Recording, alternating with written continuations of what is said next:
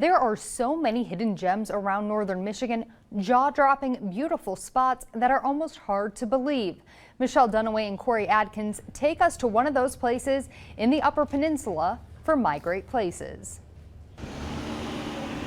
Call it Palms Book State Park, Big Spring, or Kitch ITI Kipi, but many would simply say amazing, gorgeous, mesmerizing. It's beautiful out here. The pool is kind of an emerald green. You can see it's crystal clear all the way to the bottom.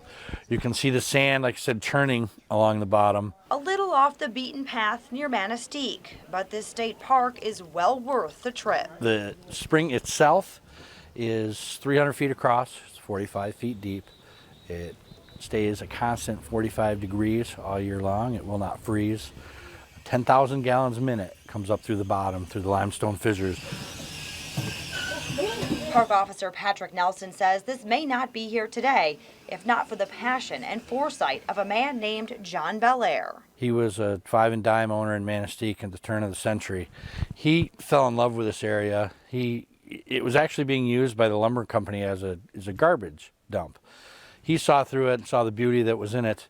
He persuaded the Palm Book Lumber Company to sell this to the state of Michigan for $10. The development here started in the 1930s, and it's been a big draw ever since. We'll get 50 to 60,000 people a year who will come just to see the Big Spring. And it's easy to see why. If you take the raft, the best viewing's on the opposite side. You will see sand tumbling around where the water's coming up through them. And that's where the fish like to hang out too.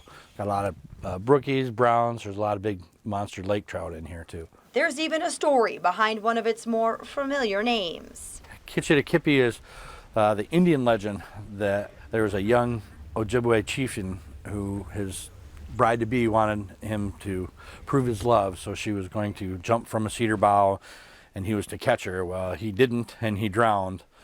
And that was the legend. It's a legend, I say, because John Belair admitted later in his life that he had a poet friend of sorts that they developed the legend just to help attract people out here. He really wanted people to see what it was. John Belair certainly succeeded in his mission to preserve the beauty and share it with others. Speak with someone who has been here.